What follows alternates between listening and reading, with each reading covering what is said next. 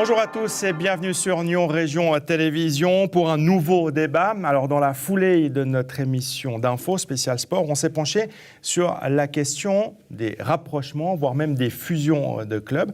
Partant de l'exemple récent du hockey sur glace avec la fusion du Forward Morges et de Star Lausanne, on va se poser cette question. Les clubs de la région doivent-ils fusionner pour réussir? 4 invités pour en débattre justement. Christian Bailly, vice-président du Lausanne Sport. Stéphane Gué, directeur sportif du Stade Nyonnais. On vous retrouve sur le plateau. Laurent Perroton, qui est donc le directeur sportif et entraîneur de cette future entité, le Star Forward. Et puis Patrice Philippe, manager au Nyon Rugby Club. Je vous pose la question et je fais un tour de table et vous me répondez par oui ou par non. Est-ce que les clubs de la région doivent fusionner pour réussir? Oui. Oui. Oui. Oui. Vous êtes tous d'accord. Comment on va débattre? Non, c'est évidemment plus compliqué que cela. On le voit chez les jeunes notamment, c'est des choses qui sont en place déjà depuis de nombreuses années. Il y a l'exemple du Team Vaud en foot, c'est quelque chose qui est en place déjà depuis de nombreuses années. On collabore, j'ai presque envie de dire, on fusionne déjà quelque part les mouvements juniors, on les regroupe. Ce n'est pas une fusion proprement dite, c'est une forme de sélection des meilleurs joueurs qui vont se retrouver dans la structure de Team Vaud. Quand je vous ai dit oui par rapport à la fusion, il faut voir aussi à quel échelon, à quel niveau, quelle ligue on parle. C'est clair que je pense que suivant les régions, ça vaut la peine de fusionner certains clubs. Moi j'ai fait 12 ans au comité junior du FC Le Mans et c'est dur d'arriver année après année à trouver tous les jeunes qu'il faut pour avoir les structures dans les équipes de A jusqu'à F. Donc à certaines ligues, je pense qu'il faut fusionner. Oui. Sur la côte aussi, on a beaucoup de collaborations, sans aller jusqu'à la fusion là encore, mais au niveau des jeunes, on va s'intéresser d'abord aux jeunes, ça collabore énormément. Oui, c'est sûr. Déjà, si on pouvait regrouper tous ces clubs au même endroit, déjà, à Nyon, on aurait la place. On pourrait avoir le basket à Colombray, le volleyball, le handball, la piscine, etc. Le hockey, avoir une patinoire, avoir tout le monde qui se sent concerné. Après, il y a des jeunes qui se sentiront bien peut-être dans le foot au début et peut-être mieux dans le hockey après. Voilà, ça leur donnera des envies, pourront voir des choses et pourront voir des rugbyman jouer. Je pense qu'il faut regrouper déjà tout le monde. Après, on pourra faire une fusion, ouais. Et le hockey ne fait pas exception. C'est une problématique un peu différente. Nous, on a beaucoup de monde dans notre mouvement junior. C'est plus une raison financière. Parce que pour garder ces jeunes, il faut jouer à un certain niveau. Et par rapport à cette nouvelle création de la nouvelle Swiss Radio League, il fallait qu'on arrive à avoir des moyens financiers plus conséquents. Parce que tous nos meilleurs joueurs, chaque année, on nous pille un petit peu à Morges. Ils vont jouer dans les meilleurs clubs au-dessus ou dans des clubs qui ont des moyens financiers plus conséquents. Donc c'était vraiment une histoire financière. Et puis en rugby, comment ça se passe? Parce que c'est vrai qu'on médiatise peu le rugby. Au niveau des jeunes, il y a Nyon, évidemment. Il y a aussi Gland qui a son club. Est-ce que là aussi on collabore On collabore depuis très longtemps avec l'école de rugby de Gland-la-Côte.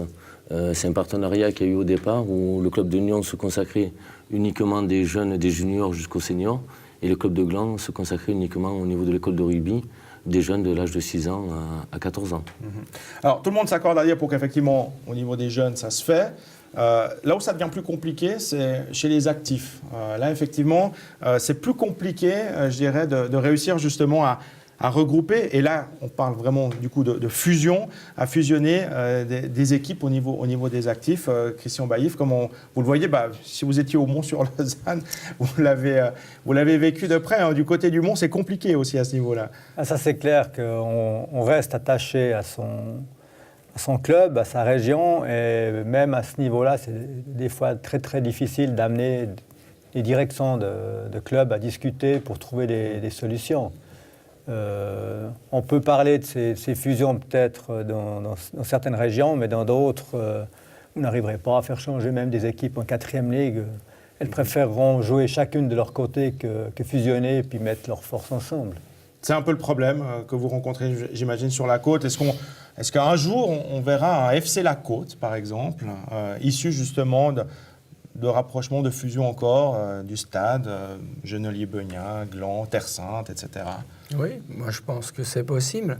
Maintenant, c'est vrai, quand on parlait du FC Suisse romande, comme dit M. Baïf, c'est pas possible. Il y a des entités qui resteront bien en place. On ne peut pas demander à Sion de pouvoir adhérer à ça ou à Servette-Lausanne Lausanne. Mais la région, la côte, mais c'est évident qu'on doit le faire. Évident. Et on va y arriver un jour bien sûr. Je vous ai dit, moi, c'est mon cheval de bataille que j'ai mis en place. On va rencontrer les gens, on va discuter, rediscuter. Et puis après, il y a des choses financières, des sponsors qui peuvent aider tout le monde. Après, comme Lausanne, ils ont des labels au niveau junior, donc on reçoit des subventions. Il faut discuter, il faut arrêter, il faut mettre son poing dans la poche et puis arrêter d'avoir ces sons de clocher, hein, ça c'est clair. Et on va réussir, bien sûr. Est-ce qu'on peut imaginer un jour d'aller même plus loin que le FC La Côte, c'est d'avoir un FC Canton de Vaud, appelons-le comme vous voulez, quoi. Mais effectivement d'avoir un club vraiment qui ait plusieurs équipes dans les différents échelons et qui regroupe vraiment tout le canton. Il y a eu des idées, des projets qui ont été lancés par le passé, mais après il faut effectivement arriver pas seulement à les mettre sur le papier, mais à les exécuter. Non, mais je pense qu'au niveau du canton, il y a quand même certaines régions qui sont bien limitées. Dans ces régions-là, quelle que soit la ligue, on doit avoir une équipe. De tout réunir sur une seule entité, FC Canton de Vaud, on arrive à le faire au niveau des jeunes, mais au niveau des actifs proprement dit, ça va être très très difficile. Mais on pourrait imaginer d'avoir, si je prends l'exemple du FC Canton de Vaud, d'avoir une équipe en Super League qui joue à Lausanne, une en Challenge League qui joue à Nyon, parce qu'il y a des belles infrastructures, une en Première Ligue Promotion qui joue à Yverdon. Enfin, après, on peut répartir tout cela sur le canton. Est-ce que c'est idéaliste, utopiste de ma part de penser ça ? Écoutez, il y a déjà eu des idées de rapprochement, mais à un niveau même, au niveau de la Super League, quand certains clubs romans allaient mal. Mais c'est très très difficile quand vous allez discuter avec des sponsors du côté de Genève ou si vous venez discuter avec des sponsors du côté de Lausanne. La raison principale n'est pas la même, donc c'est très difficile. Je pense qu'il y a quand même certaines régions bien définies qu'on devrait regarder, quitte à avoir des structures de clubs qui ont un club ferme dans une autre région, mais d'avoir une seule entité qui s'appelait Canton de Vaud et puis qui joue à Yverdon, à Nyon, à Lausanne et à Montreux, je pense que ça sera très difficile. Est-ce qu'au rugby, on rencontre ce même problème ou bien c'est là aussi cette volonté de chacun pour soi au niveau des actifs et on n'arrive pas à disons se rapprocher. qu'au niveau du rugby, on n'a pas on a le problème du nombre de licenciés. Donc généralement, si une fusion se fait, c'est pour créer un club, pour créer une école de rugby dans la région, comme ça se fait au niveau de Riviera. Par contre, après, l'objectif aussi, c'est que les clubs, après, reprennent leur identité pour pouvoir eux-mêmes continuer en créant une école de rugby eux-mêmes et pouvoir après développer leur club. Après, une fusion, au niveau du rugby, on ne sommes pas trop touchés parce que le rugby est complètement amateur. Mais est-ce que la fusion, elle est faite au niveau financier, enfin pour gagner financièrement des subventions en s'associant avec une autre ville, ou est-ce que c'est vraiment une démarche sportive pour avoir des résultats? C'est déjà la démarche par rapport au club ou entre les clubs, comment elle est faite. Est-ce que c'est sportif ou est-ce qu'une fusion est faite pour avoir un meilleur budget et puis essayer de monter une grosse équipe? Peut-être que la démarche n'est pas la bonne. Alors Amor, vous avez montré l'exemple là du coup. Là c'est concret, c'est vraiment une fusion de deux clubs au niveau de la première équipe pour le moment en tout cas. C'est vraiment une fusion de deux clubs, on se regroupe sous une seule et même entité. Bon, disons que comme Star Lausanne n'a pas de mouvement junior, c'était une seule équipe, une première équipe, donc ça a été plus facile. C'est vraiment une fusion entre deux premières équipes. Après, ce qui a vraiment facilité les choses, c'est qu'on est précurseur et que la Ligue suisse de hockey sur glace favorise justement ces actions-là. Et ils souhaitent qu'il y ait d'autres clubs qui nous rejoignent dans cette structure avec une fusion.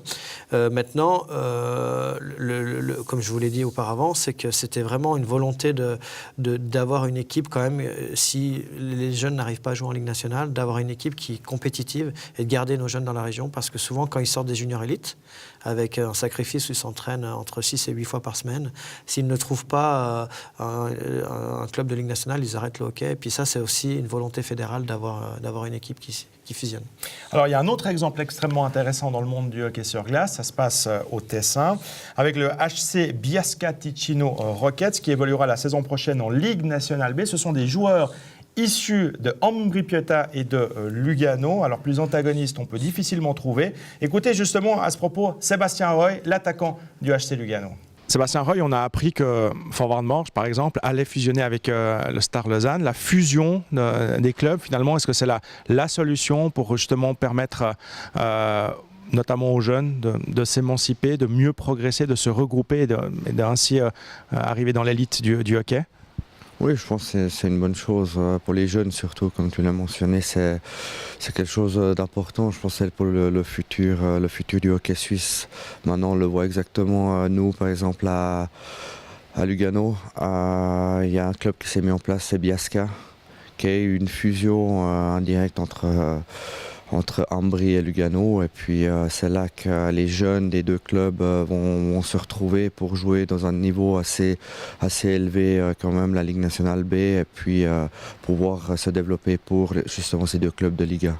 Réussir à réunir des jeunes de Lugano et d'Ambri, par exemple, quand on connaît la rivalité qu'il y a entre les deux clubs, c'est la preuve que c'est possible. On peut mettre de côté cet esprit de clocher, ces querelles pour le bien des jeunes et du sport. Oui, c'est possible, mais il a quand même fallu trouver un club neutre parce que je ne pense pas que Ambri serait le club partenaire de Lugano et vice-versa. C'est vraiment, il y a quand même une belle rivalité là-bas en bas, donc il a fallu trouver un club neutre comme Biasca et une bonne discussion entre les deux clubs pour mettre ça en place. Ça n'a pas été facile, comme j'ai entendu dire, mais à la fin, ils ont trouvé pour les jeunes, pour le développement des jeunes, une bonne entente.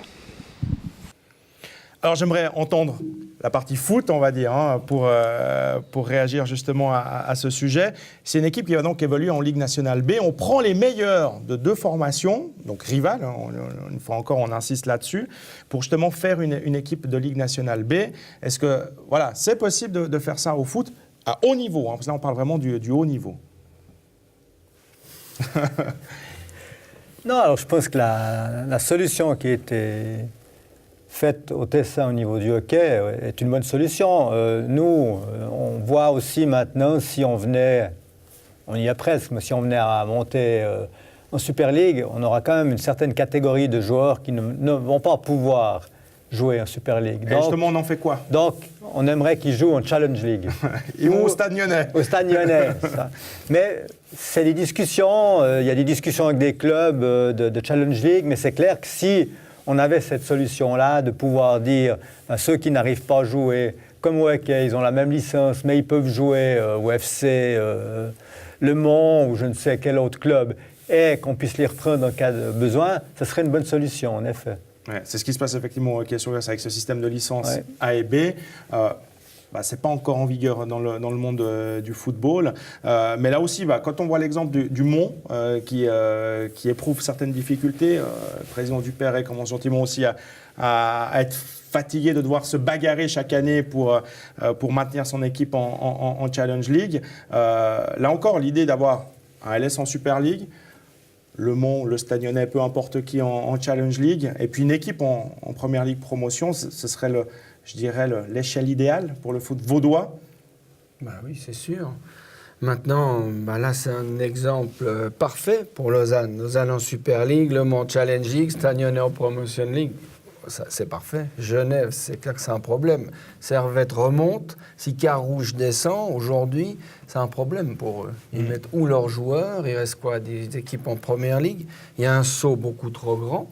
Et il faut être réaliste. Maintenant, bien sûr, nous, on a une bonne carte à jouer sur le canton de Vaud, je le redis. Il faut Lausanne qui soit vraiment à l'élite, et nous, derrière, on doit suivre des clubs comme nous pour les aider, et vice-versa. Et pas seulement avec des jeunes, là, on parle aussi des joueurs qui ont 25-30 ans et qui n'ont pas forcément le niveau de la Super League, mais il faut qu'ils puissent continuer à jouer. Ou des joueurs qui sont, je dirais, en fin de carrière pour jouer en Super League, mais qui ont tout à fait le niveau de jouer en Challenge League ou en Promotion League, ça c'est clair.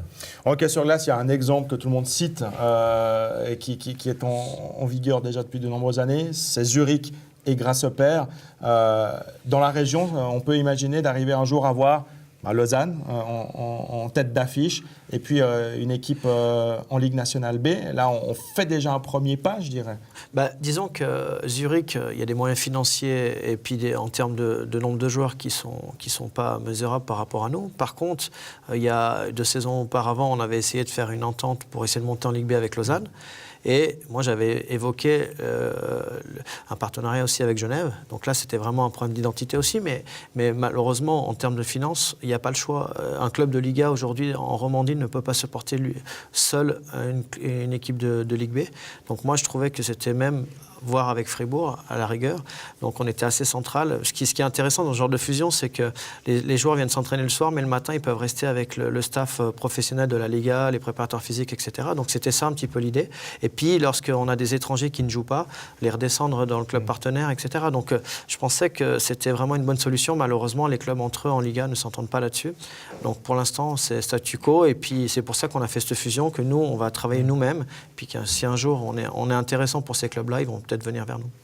Et puis au final, il faut de l'argent. Et l'argent, comme on le dit, c'est le nerf de la guerre. Donc il faut effectivement trouver de l'argent pour financer tout cela. Merci beaucoup, messieurs, d'être venus sur ce plateau pour débattre de cela. On verra si effectivement l'avenir donnera raison à Stéphane Guay, notamment, si on aura un jour un FC La Côte qui militera en Challenge League en soutien du Lausanne Sport, et si effectivement les clubs à terme de la région se rapprocheront encore plus, voire même fusionneront. Merci en tout cas de votre participation. Merci à vous de votre fidélité. Très belle suite de programme et à très bientôt.